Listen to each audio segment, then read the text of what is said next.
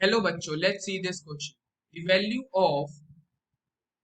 of Kp for the equilibrium of the reaction N2O4 forming 2NO2 is 2. Calculate the percentage dissociation of N2O4 at a pressure of 0.5 atm. Option A 71, option B 50, option C 25 and option D 88. अब इस question को समझने के लिए सबसे पहले हमें कुछ इंपॉर्टेंट की कॉन्सेप्ट्स के ऊपर यहाँ पे ध्यान देना होगा।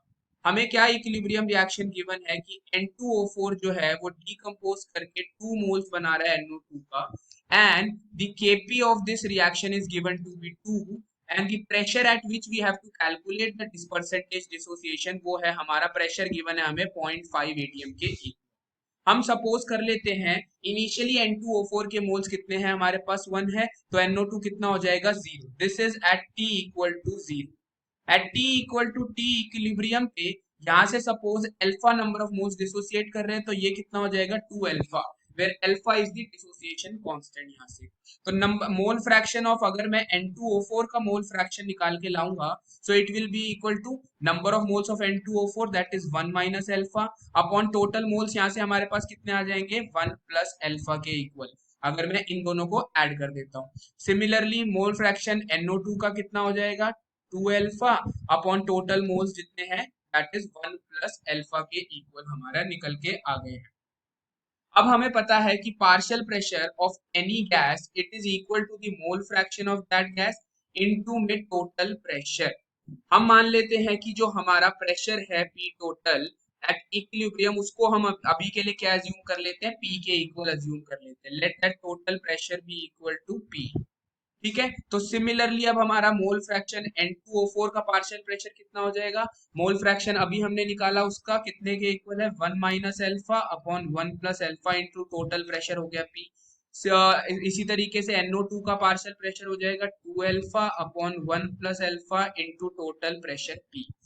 Kp का फॉर्मूला क्या होता है, it is equal to the pressure of the reactant product that is partial pressure of NO2 की power 2 divided by partial pressure of N2O4।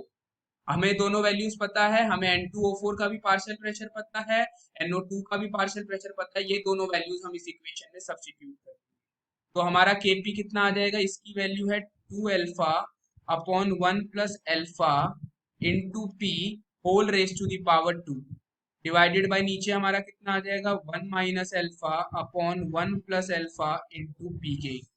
इसको अगर मैं फर्दर सिंप्लीफाई करता हूँ तो यहाँ से जो मेरा Kp आएगा वो आएगा 4 into alpha square into P divided by 1 minus alpha square के इक्वल। और ये Kp की वैल्यू हमें कितनी गिवन है 0.2 atm और P प्रेशर हमें कितना गिवन है 0.5 atm के इक्वल। तो अगर मैं ये वैल्यूज यहाँ सब्स्टिट्यूट कर देता हूँ, यहाँ पे आ गया 0.5 और नीचे 1 minus alpha square it is equal to 0.2।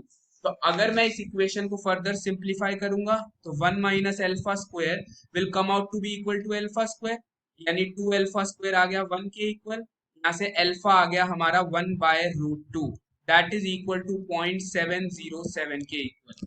ठीक है, तो इसी तरीके से अल्फा हमारे पास अगर परसेंटेज डिसोसिएशन निकालना है तो मैं इसको किससे मल्टीप्लाई कर दूंगा 100 से मल्टीप्लाई कर दूंगा।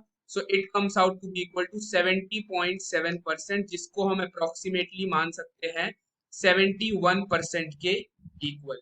तो हमारा करेक्ट आंसर क्या हो जाएगा, यानी अप्रोक्सीमेटली जो परसेंटेज डिसोसिएशन है हमारी वो कितनी निकल के आ रही है 71%। तो हमारा करेक्ट आंसर कितना हो जाएगा option number A. I hope you understood it well. All the best, thank you.